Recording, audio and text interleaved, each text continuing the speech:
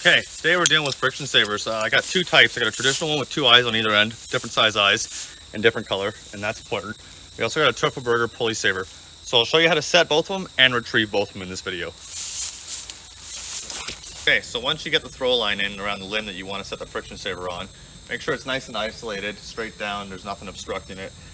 You want to set the end of the throw line where you'd be pulling down and pulling your rope up through the crotch, through the larger ring, and then set the throw line through the smaller ring here so it catches. So what essentially you're going to do is just pull it up just before that crotch, give it a quick pull,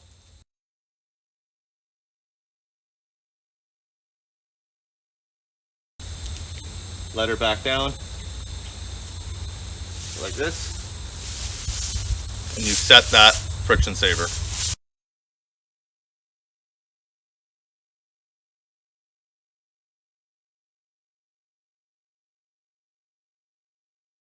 There's two ways of retrieving it. One knot's the best, the other one is a little more approved. If you got, if it's low, it's about 10 feet off the ground, you're on some grass and stuff, I would just slap an overhand knot through the system. Make sure you're doing it on the large ring side, obviously that's what you want, because if you set it up, it's just going to get caught on the small ring. So you would send this through, essentially, it's going to go through the orange ring, get caught on the red ring, and you can pull it out and it's all going to come crashing down to the ground. The other way of doing that safely is tying on your throw line again with an overhand knot. So we're going to girth it just below that overhand knot that you put on.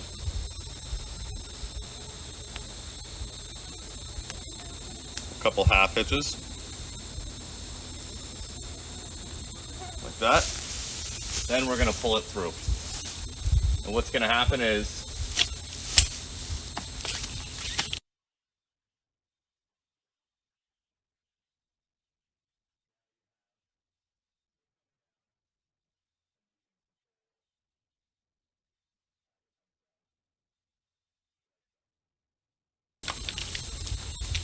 now you have it coming down, and you can control as it comes down like such.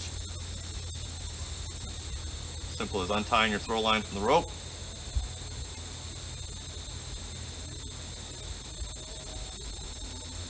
take off your overhand knot, and pull the throw line back down. Just like that. All done. Okay, so we've got where we want to tie in here. We got the pulley saver. You want to make sure that you have this retrieval ball. Keep that. You don't want to lose this. So first thing you want to do is find the captured eye here on the one end. You're going to run it through the union that you want. Size it up with this pressic and pinto pulley.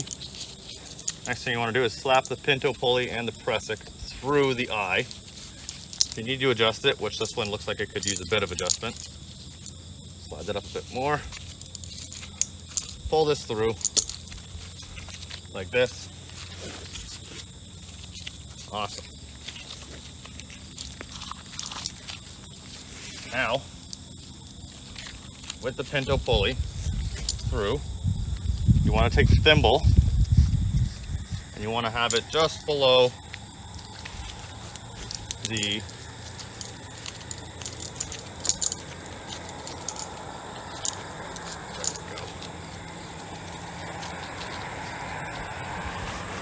just below the pinto. Now what you're going to do is obviously lanyard on.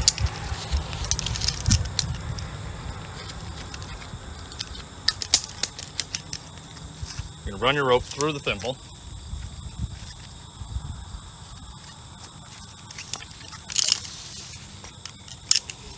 Through the pinto.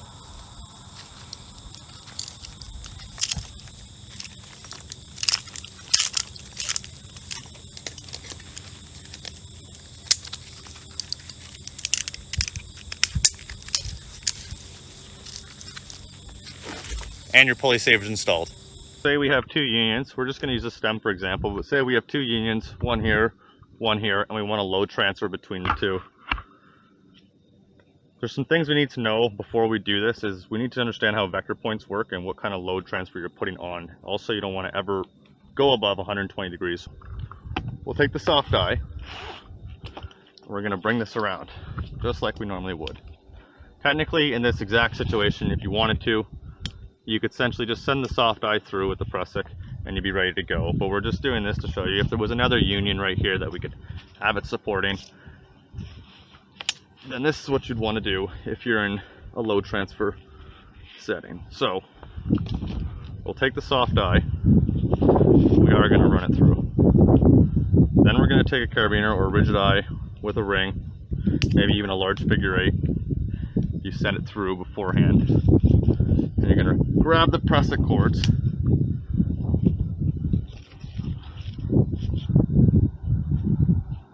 and we're going to capture it.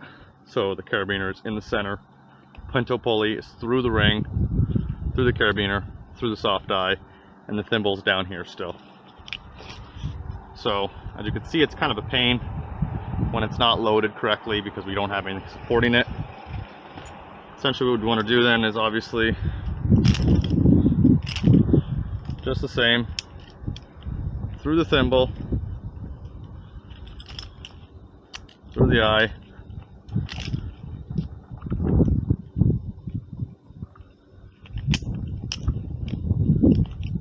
and adjust as necessary. And that's what you're looking at. As you move this way, the system loads to the one side. As you move to the other side, it loads to the other stem.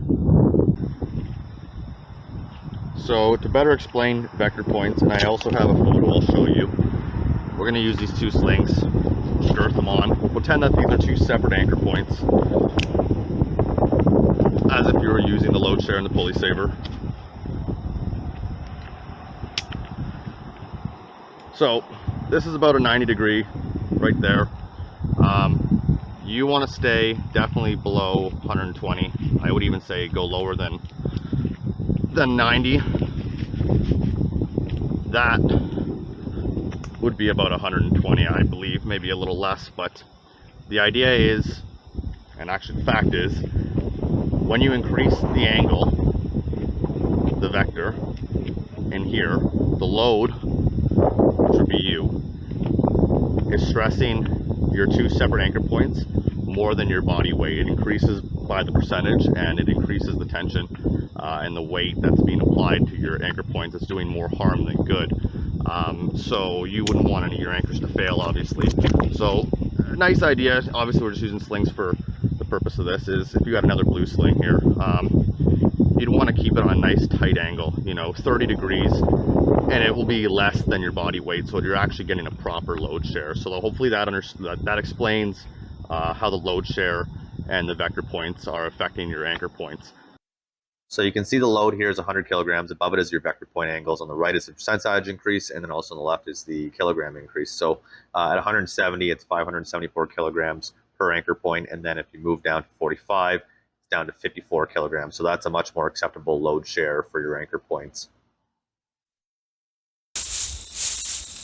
Okay, so now you've come down from your tree, you got your pulley saver up there, it's already been set, you come on down and now you need to retrieve it. So if you don't replace the thimble with a clasp or a little small carabiner, you can use, all sorts of different things to retrieve it. But if you're still using the thimble, you could use the retriever ball, which is super handy, but unfortunately, they're pretty easy to lose. So what you're gonna wanna do first, obviously, is you're gonna take your rope with this retrieval ball. I'm gonna put it through my splice die here and girth it around itself